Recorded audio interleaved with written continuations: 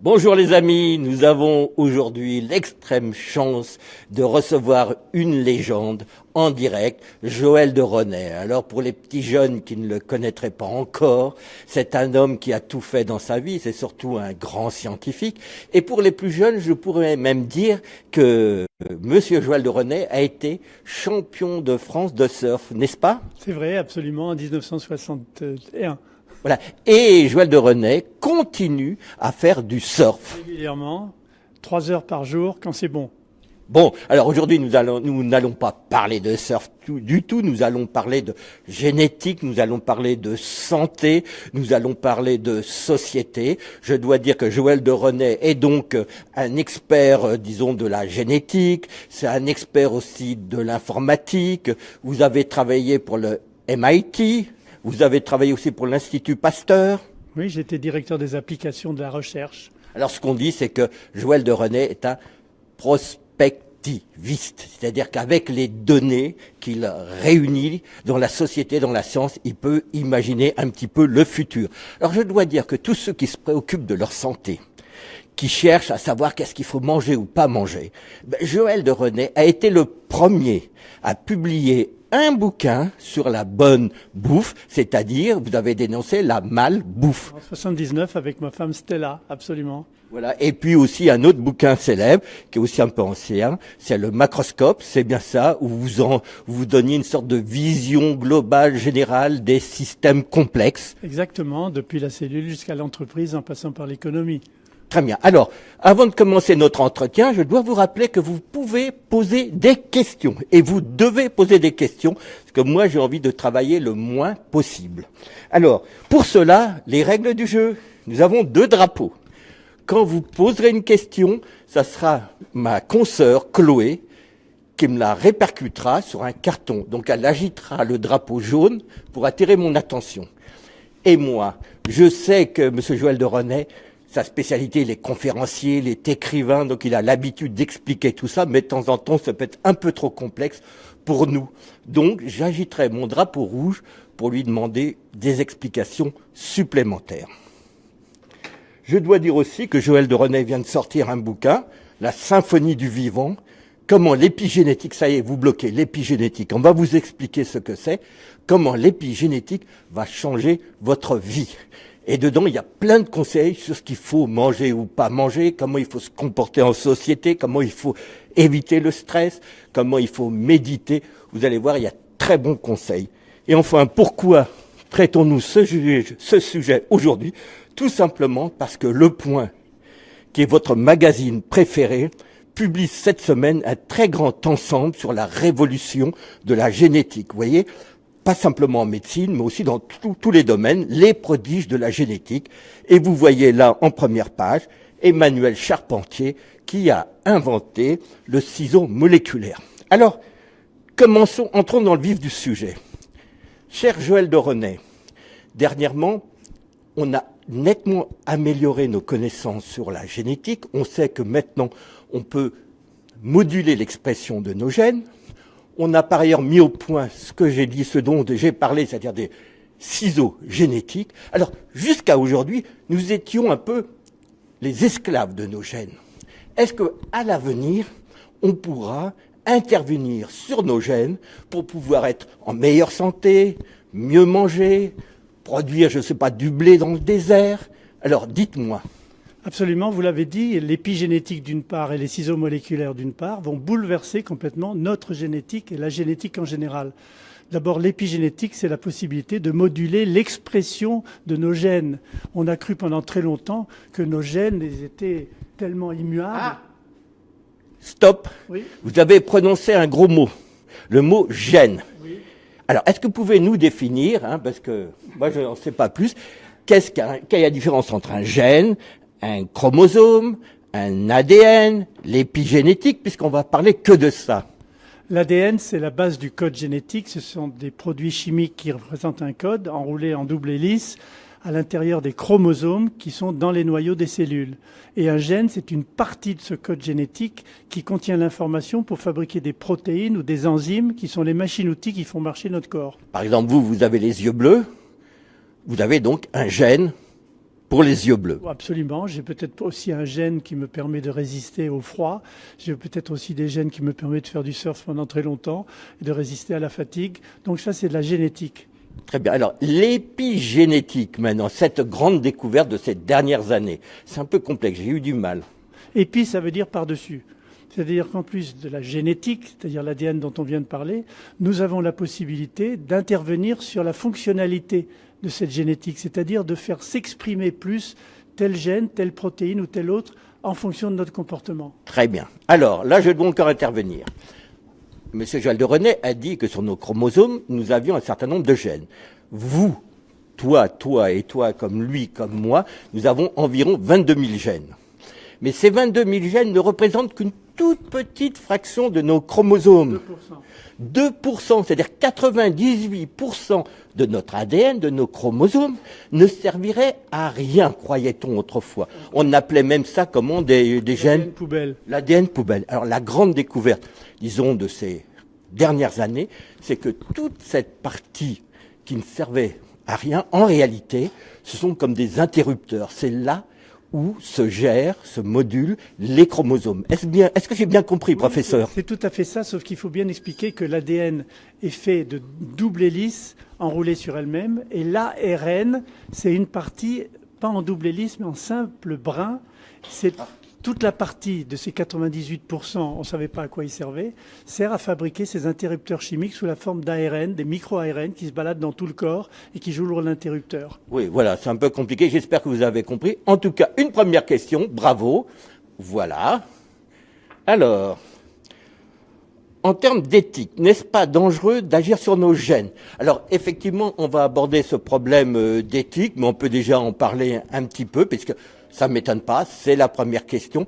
Alors, quand on agit sur la modulation de nos gènes, est-ce qu'on fait des OGM? Est-ce qu'en matière d'éthique, c'est plus acceptable que de faire des OGM? Alors, il y a deux choses. Il y a ce qui est fait de l'extérieur par des laboratoires, privés ou publics, avec des manipulations génétiques, selon le terme, et ce qui est fait par nous sur nos propres gènes tous les jours, sans avoir besoin de laboratoire, de fioles ou d'appareils. On le fait par notre nutrition, par le sport, par le management du stress. On fait des manipulations génétiques sur notre corps sans changer le code génétique, mais en changeant simplement la manière dont les gènes s'expriment. Plus, moins, éteint, allumé. Alors, j'agite encore mon drapeau rouge pour peut-être apporter une précision. Ce qu'on veut dire, c'est que d'un côté, on a donc nos gènes qui nous construisent complètement le patrimoine génétique qui fait que j'ai un grand nez, que je n'ai peut-être pas beaucoup de cheveux et que j'ai un gros ventre. Mais en dehors de ça, ces gènes, ils ne s'expriment pas automatiquement. Comme on a dit, il y a l'épigénétique.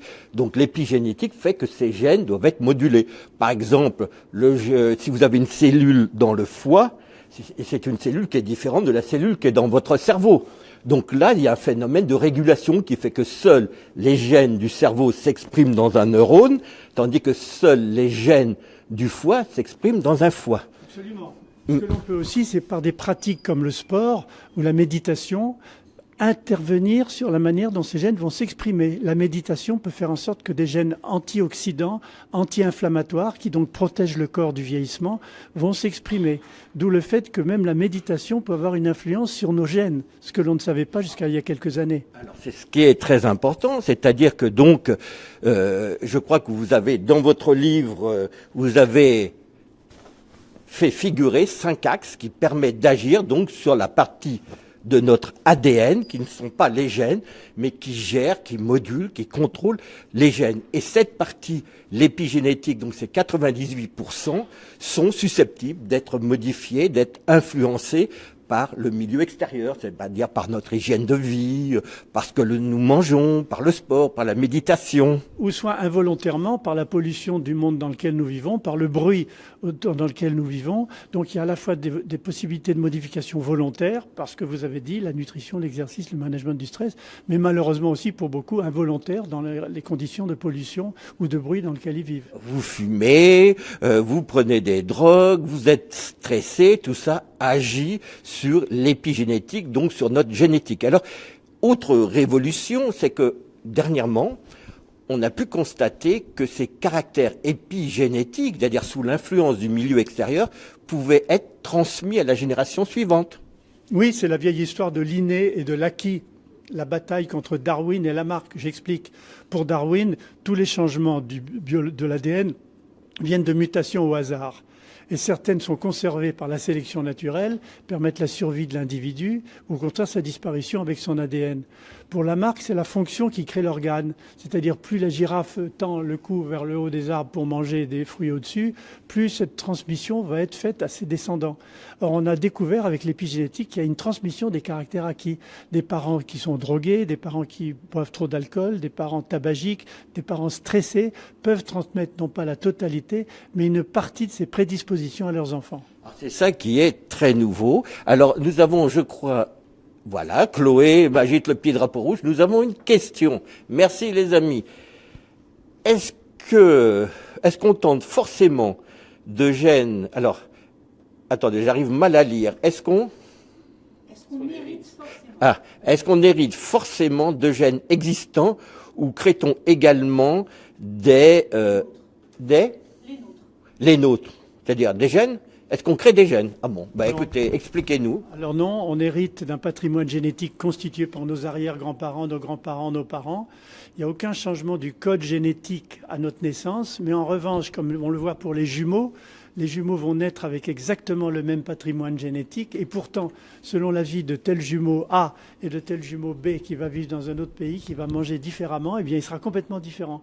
Il va peut-être épouser une autre femme, un autre va épouser un homme, un autre va au contraire aller vers une nutrition différente, va aller faire du sport et l'autre ne l'aimera pas.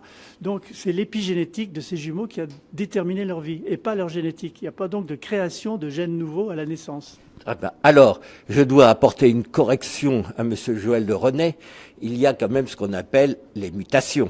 Oui. Donc, au hasard, dans chaque individu, au moment de la naissance, par rapport à ses parents, il y a peut-être une centaine, je ne sais plus combien, ou 200 mutations.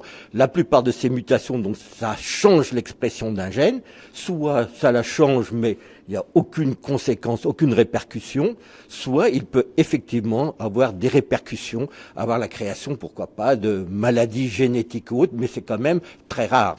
C'est rare, mais c'est vrai que dans le ventre de la mère ou en sortant, on est exposé à l'environnement. Les rayons cosmiques, par exemple, qui traversent absolument tout, peuvent créer des mutations dans les gènes du nouvel enfant et donc conduire éventuellement à une maladie génétique. Mais c'est tout à fait rare, mais l'impossibilité c'est pas impossible.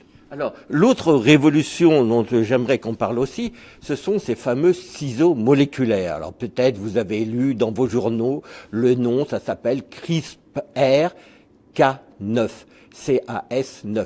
Alors, ça a été inventé par deux femmes, une américaine, Emmanuelle Doudna, et Cocorico, une Française, donc Madame Emmanuelle, et c'est bien ça, Emmanuelle Charpentier. Et probablement cette découverte leur vaudra le prix Nobel. Pas tout de suite, parce qu'il y a un grand débat sur les brevets, mais disons dans 4-5 ans. Donc ce ciseau moléculaire, c'est fantastique. Elle permet de tailler les gènes à merci. Tel gène vous embête, on envoie CRISPR-Cas9, on l'enlève ou on le remplace par un autre gène. C'est exactement comme si une couturière reprenait une jupe et enlevait telle ou telle partie. C'est comme un système de traitement de texte. Si vous avez écrit un roman dans lequel l'héroïne s'appelle Sabrina et vous voulez changer dans tout le roman le nom de l'héroïne Alexia pour Sabrina, vous mettez chercher Sabrina remplacé par Alexia. C'est exactement ce que fait CRISPR-Cas9 dans les gènes. Dans l'énorme bibliothèque, le big data de nos gènes, on peut utiliser ces ciseaux moléculaires pour rechercher un gène, le découper, l'enlever ou le remplacer par un autre. C'est quasiment du copier-coller. Du copier-coller, c'est du traitement de texte. Donc à partir de ça, par exemple, quelques applications simples. Certaines personnes sont allergiques, par exemple, au kiwi. L'allergie est provoquée par certaines molécules dans le kiwi. On peut imaginer, ou des chercheurs en ce moment travaillent pour essayer d'éliminer les gènes qui codent pour ces allergènes en les découpant avec CRISPR. On peut faire ça aussi avec tous les produits qui induisent des allergies. Il y a une application très intéressante qu'un de mes amis, Xavier Duportet, est en train de mettre en œuvre dans une petite start-up qui s'appelle Oligobiotics. C'est d'utiliser des virus pour attaquer des bactéries avec un gène modifié par le gène CRISPR pour faire en sorte que ces bactéries ne soient plus résistantes aux antibiotiques. Et l'OMS prédit qu'en 2050, il y aura 10 millions de morts dans le monde par le fait qu'on résiste aux antibiotiques traditionnels. Donc c'est très important d'utiliser le gène CRISPR-Cas9 pour fabriquer des virus qui tuent les bactéries résistantes aux antibiotiques. C'est fantastique. Donc, vous savez, c'est un des très gros problèmes d'aujourd'hui, c'est la résistance des microbes. Donc, grâce à CRISPR, on pourra contourner ce problème. Il y a aussi d'autres utilisations qui sont comme par exemple supprimer sur certaines cellules de notre corps des petites portes d'entrée pour les virus ou pour les microbes. Donc, on peut aussi imaginer, imaginons, parce que ces méthodes génétiques peuvent être aussi valables dans les cultures. Imaginons, par exemple, on pourra peut-être faire du blé poussant dans le désert. Il s'agira simplement de repérer le gène, je suis très simpliste, le gène de résistance à la sécheresse dans une plante pour le greffer dans le blé. Alors ça va encore plus loin, il y a beaucoup de labos dans le monde qui travaillent sur la photosynthèse artificielle. On sait que les plantes, avec la chlorophylle, sont capables de transformer l'énergie solaire en aliment par un processus qui utilise le dioxyde de carbone de l'air, le carbone de l'air. Une trentaine de labos dans le monde utilisent le gène CRISPR-Cas9 aujourd'hui pour modifier le rendement de la photosynthèse et permettre par exemple d'avoir des champs sur lesquels on étend des sortes de tissus végétaux artificiels qui font la photosynthèse comme des feuilles, mais vont fabriquer des aliments ou des médicaments directement à partir de l'énergie solaire et du dioxyde de carbone et de l'eau. Très bien. Alors je vous rappelle que nous sommes en ce moment avec notre ami Joël Derenay. Nous parlons des nouvelles révolutions en matière génétique, en matière d'outils pour modifier notre ADN, ou de comment agir par soi-même sur sa nourriture ou son comportement sur nos gènes. Alors justement, dans votre livre, Joël Derenay, vous donnez quelques recettes. D'abord, quelques recettes alimentaires, c'est ce dont les gens sont le plus friands, c'est quelques recettes alimentaires. Mais avant de passer à ceci, je vois que Chloé agite son petit drapeau jaune. Tu as une question ? Voilà. Alors, quels sont les facteurs déterminants pour activer, éteindre ou allumer certains gènes ? Renaud. Alors, pour Renaud, il y a des facteurs, il pense aux facteurs extérieurs dans la nutrition, le sport, le management du stress. Quels sont-ils ? Mais moi, je voudrais parler de ce dont je parle trop peu à la télé ou à la radio. Ce sont les facteurs internes. Qu'est-ce qui va provoquer le changement génétique ? Pour ça, je donne l'image des tiroirs. Les gènes sont comme des tiroirs empilés les uns sur les autres avec des clés. Et l'épigénétique, c'est l'utilisation de clés qui vont ouvrir certains gènes et les faire travailler plus, ou au contraire les fermer, les éteindre, faire qu'ils ne travaillent plus du tout. Ils n'ont plus de rôle. Quelles sont ces clés ? Il y en a 3. Il y a 3 types de clés. Il faut quand même parler science un peu, et vous m'arrêtez si je suis trop compliqué. Les premiers, ce sont des enzymes fabriqués dans notre corps et qui vont déposer sur l'ADN des groupements qui bloquent l'ADN, des gros groupements qui sont un peu comme de la cire qu'on met dans une cellule, on ne peut plus mettre la clé. Alors il y a 2 types de groupements, les groupements méthyl et les groupements acétyl. Troisièmement, le troisième élément fondamental sont des petites molécules d'ARN, c'est comme l'ADN mais beaucoup plus petit et pas en double hélice mais en simple hélice, qui vont être fabriqués, ils sont capables de détecter l'ARN qui va transporter l'information sur les usines cellulaires qui fabriquent les protéines. Et cet ARN, il est reconnu et il est coupé. Comme il est coupé, c'est comme si j'envoyais un message par la radio ou la télévision et que ce message était inhibé. Donc on peut rien recevoir. Alors, une petite précision, je rappelle comment globalement fonctionne la mécanique humaine, la mécanique cellulaire plutôt. Notre patrimoine se trouve dans l'ADN. Et l'ADN doit, à partir de ces gènes, il est copié, et à partir de ces gènes, doit fabriquer des protéines. Les protéines, c'est toutes les petites mains qui à l'intérieur de nos cellules, des dizaines de milliers de petites mains, qui nous fabriquent. L'ADN ne fabrique pas directement les enzymes. Il y a un intermédiaire, c'est l'ARN.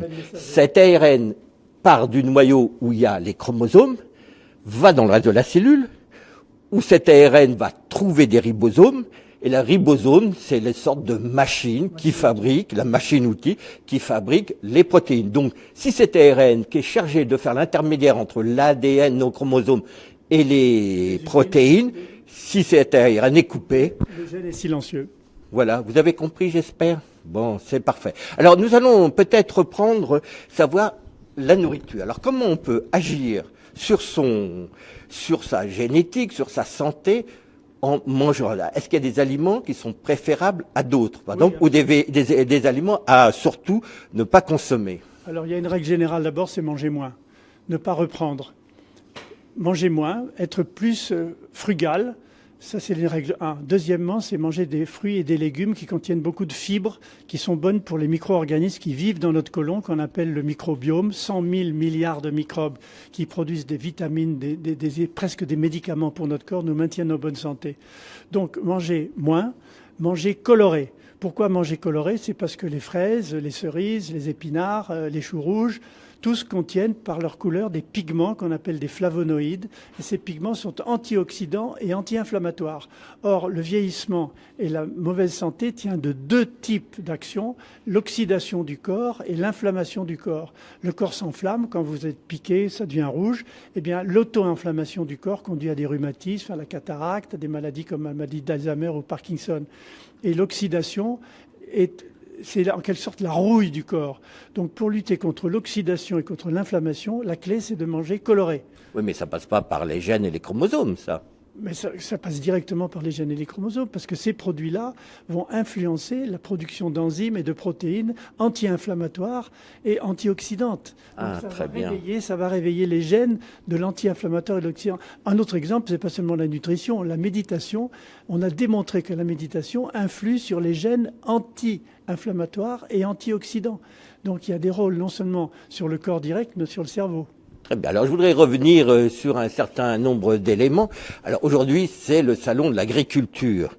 On entend à la radio, à la télé, partout de la pub pour boire du lait.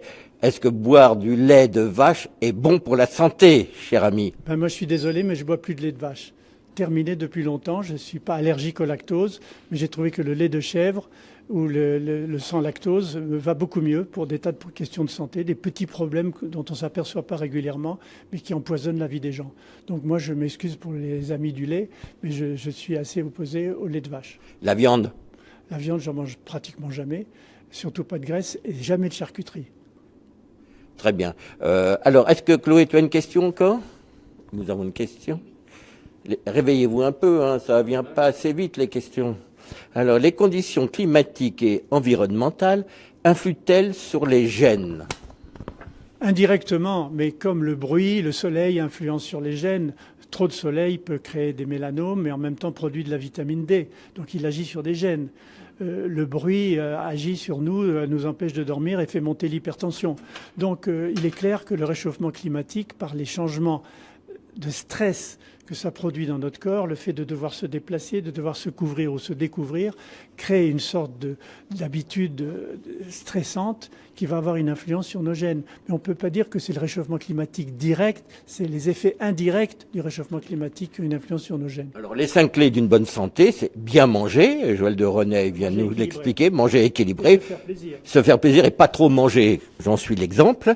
D'autre part, c'est éviter tout stress. Le stress est vraiment catastrophique. C'est pas seulement éviter le stress, on en a dans notre vie, mais c'est lutter contre le stress de manière positive par le yoga, la méditation, le sommeil. Voilà, méditer. Ensuite, cher ami, le sport. Absolument, le sport est essentiel. La preuve, vous continuez même l'hiver à faire du surf. Absolument, avec une combi et des chaussons, une cagoule et tout, mais je fais 3 heures de surf même en janvier. Quand c'est bon. Mais est-ce que je vais vivre encore longtemps? Moi, je fais plus de sport depuis 30 ans, docteur. Mais si vous pouvez vous rattraper, en refaire maintenant, vous pouvez marcher. Oui, je marche un peu. Alors, deuxième chose, en dehors du stress, il y a aussi une activité sportive très agréable.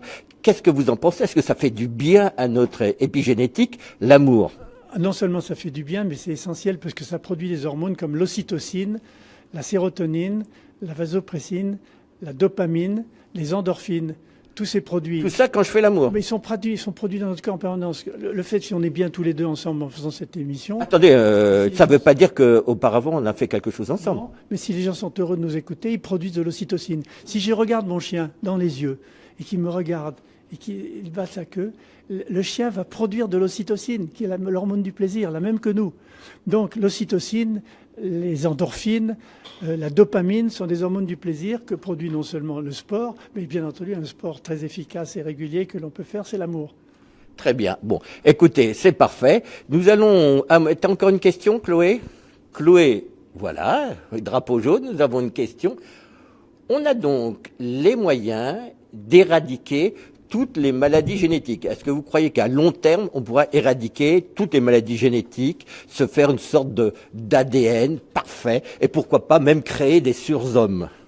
Alors, les termes d'éradiquer pour toujours, ces termes sont trop forts pour moi. Lutter contre, éventuellement, selon les possibilités, ma réponse est oui. Déjà, les progrès génétiques et CRISPR, le ciseau moléculaire dont on parlait, va permettre d'avancer vers la possible éradication de certaines maladies génétiques. Vous voyez, je suis beaucoup plus prudent. Maintenant, le risque de fabriquer une sorte de surhomme avec l'ADN parfait, il est toujours là. L'eugénisme est toujours présent. Donc, dès qu'on parle de génétique, il y a des pays ou des entreprises profitables qui disent pourquoi pas fabriquer à la demande des enfants parfaits pour les parents qui seront sportifs, hyper intelligents. On a entendu pas mal d'émissions récemment disant que des prix Nobel souhaitaient pouvoir sélectionner des gènes pour fabriquer des enfants plus intelligents que les autres. Moi, ça m'inquiète énormément. Il y a même eu des éditoriaux récents dans des journaux comme le vôtre, dans des magazines hebdomadaires, d'un grand hyper-humaniste français, pas hyper-humaniste, mais transhumaniste français, qui a beaucoup parlé de cette capacité de trier les gènes pour fabriquer des enfants intelligents. Moi, je m'en méfie énormément. Je crois que ce risque-là, il existe depuis Nietzsche et le surhomme. Et donc, moi, je suis contre la vision élitiste du monde grâce aux gènes. Je pense qu'il faut laisser les gens comme ils sont. C'est dans l'éducation des parents, dans la famille et dans l'éducation publique et privée que l'on permet d'aider les gens à trouver le sens de leur vie, à se former eux-mêmes.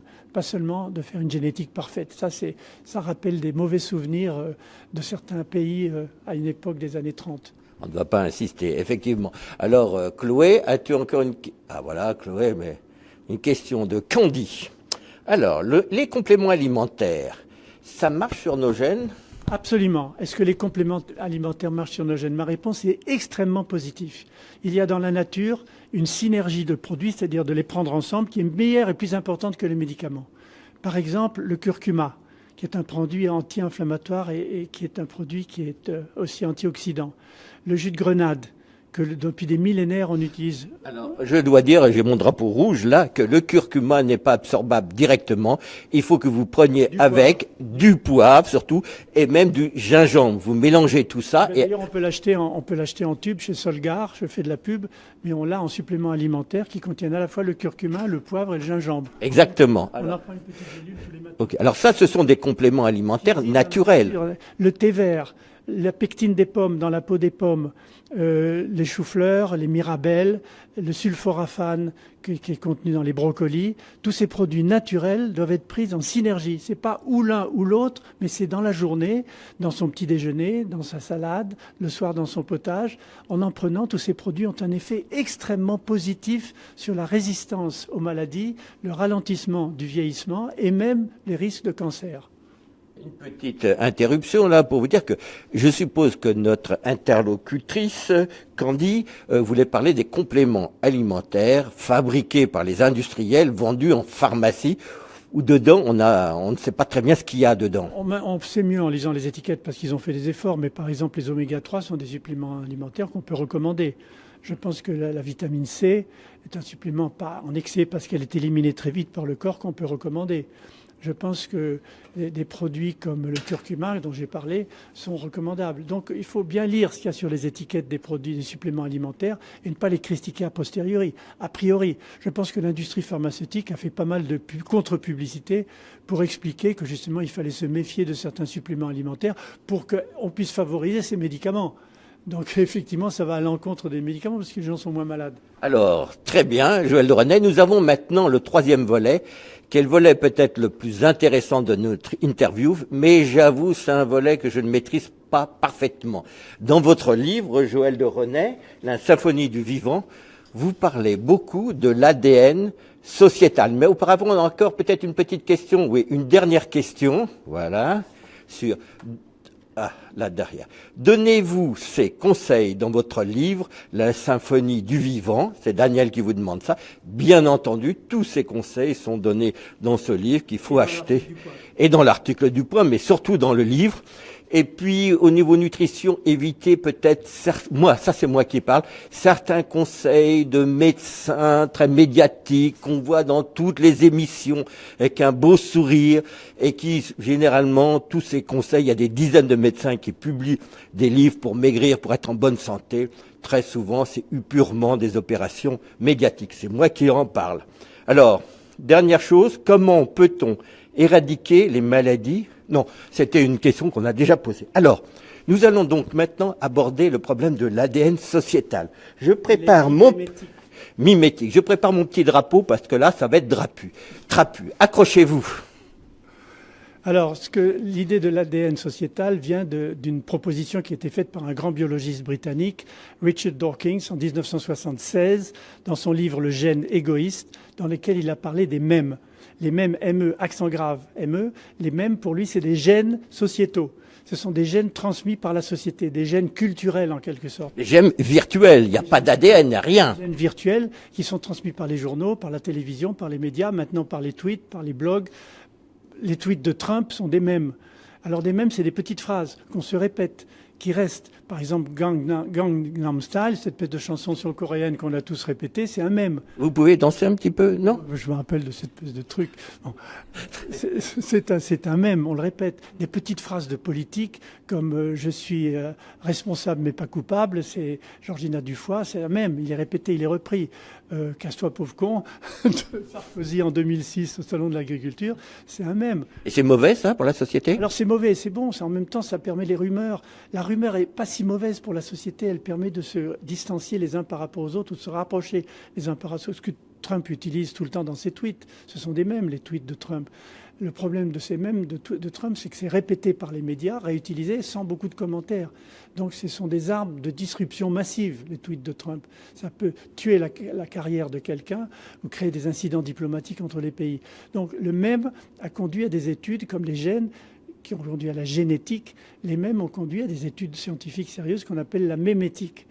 Et de même que Conrad Waddington, en 1949, a inventé le terme de épigénétique, moi j'ai inventé le terme de épimémétique. Qu'est-ce que ça veut dire? Que les mèmes peuvent être transmis, mais que nous pouvons agir sur l'ADN social pour en modifier l'expression. C'est de la politique, en fait, c'est la démocratie participative. Et des exemples très précis là qui parlent à nos internautes. Alors, je vais vous donner un exemple très précis. Un mème, c'est MeToo, ou bien casse-toi, ou bien balance ton porc. Balance ton porc. Voilà. Encore que je dois dire que les porcs sont des animaux très respectables et qui ont des pratiques sexuelles très respectables. Donc je trouve que c'est vraiment injuste d'avoir écrit balance ton porc. Mais enfin, voilà un exemple. Voilà un mème, balance ton porc ou MeToo, qui a été répandu d'une manière virale. C'est l'exemple que je donne dans mon livre, dans le monde entier, qui a suscité l'expression féminine, la volonté de prise de parole de femmes dans le monde entier. Et ça a changé l'ADN sociétal, parce que des politiques s'en sont emparés pour modifier les règles et les lois dans la rue, de la protection des femmes dans la rue, des insultes ou des harcèlements sexuels.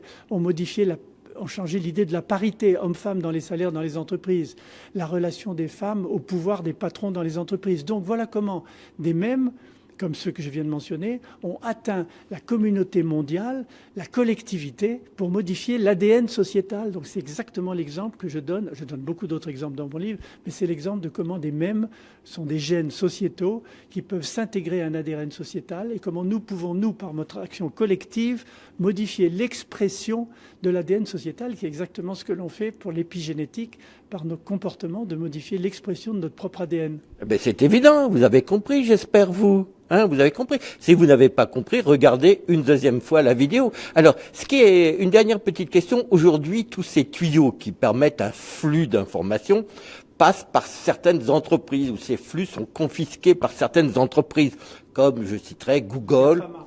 Oui, voilà, c'est un certain nombre d'entreprises Google. Alors, ces gens-là risquent finalement de prendre un pouvoir énorme sur la société. Est-ce que les mêmes, comme vous dites, la épimémétique permet de lutter contre ces entreprises?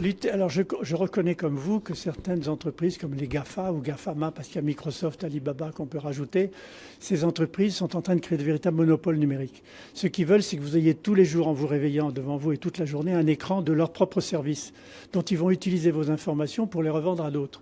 Donc en fait, ils font atteindre atteinte à votre vie privée sans vous rémunérer pour le faire. Alors c'est en train de changer. Je dis pas il faut lutter contre eux. On a besoin d'eux. J'ai besoin des moteurs de recherche de Google. J'ai besoin d'Amazon, vous aussi. Non, il faut s'opposer à leur puissance numérique, leur monopole numérique pour faire du win-win. Faut qu'on peut être gagnant avec eux. Alors qu'est-ce qu'on a vu récemment apparaître à l'échelle de l'Europe? Le GPRD. C'est-à-dire le groupement permettant la protection des données de la vie privée. C'est une loi qui a été édictée, ça a mis 4 ans parce que les lobbies de Google ont lutté contre, mais ça y est, on l'a. Il y a des gens comme Gaspard Koenig en France, qui dirige Génération Liberté, qui a écrit des livres pour montrer que nos propres données pourraient être l'objet d'un marchandisé, c'est-à-dire faire l'objet d'une négociation marchande. Donc il y a des efforts qui sont faits pour essayer de ne pas lutter contre, mais de s'opposer à la puissance croissante des monopoles numériques. Donc c'est en cours et j'ai bon espoir qu'en continuant chacun d'entre nous à participer par les réseaux sociaux, parfois en faisant du boycott cybernétique, ce que j'appelle de la subversion, CYBVERSION, en faisant de la subversion en utilisant les mêmes outils qu'eux, c'est-à-dire Facebook, les blogs, WhatsApp et compagnie. On peut opposer par les réseaux sociaux une force puissante à ces monopoles numériques, et y compris au gouvernement qui les utilise. Ben écoutez, Joël de Renet, vous avez été très clair. Je suis fier aujourd'hui de vous avoir reçu au point. Je rappelle une dernière fois que Joël de Renet sort en ce moment ce livre dans lequel vous pourrez avoir accès à tout ce qu'il a dit aujourd'hui. Il le développe parfaitement. Je vous rappelle encore que vous avez ce dossier spécial où il y a plein d'articles, notamment il y a une de nos correspondantes aux États-Unis qui a acheté ces kits qui permettent de connaître son ADN, savoir si on a les gènes du cancer ou autre. Tout ça, comme elle explique, c'est de la foutaise, puisque les gènes ne résolvent rien, puisque derrière les gènes, il y a l'épigénétique. Écoute, en tout cas, moi je fais jamais mon ADN, mon profil ADN, parce que ça va me stresser beaucoup plus de savoir que j'ai des risques d'avoir telle maladie que de ne pas le savoir. Bon, ben écoutez les amis, je vous remercie. À très bientôt. Au revoir.